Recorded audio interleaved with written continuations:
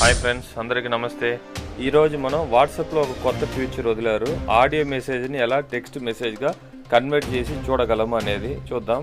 మీలో చాలామందికి దీన్ని తెలిసి ఉండొచ్చు, తెలియని వాళ్ళు తెలుసుకోండి. మీ మొబైల్లో వాట్సాప్ ఓపెన్ చేయండి, దాంట్లో సెట్టింగ్స్ ఆప్షన్కి వెళ్ళండి. సెట్టింగ్స్లో చాట్స్ సెలెక్ట్ చేయండి, దాంట్లో వాయిస్ మెసేజెస్ ట్రాన్స్క్రైబ్ దీన్ని నొక్కారంటే లాంగ్వేజెస్లో ఇంగ్లీష్ సెలెక్ట్ చేసుకోండి, ఓకే కొట్టండి. ఇప్పుడు కొన్ని లాంగ్వేజెస్ మాత్రమే ఇచ్చారు, మేబీ ఫ్యూచర్లో రీజనల్ లాంగ్వేజెస్ యాడ్ చేయవచ్చు.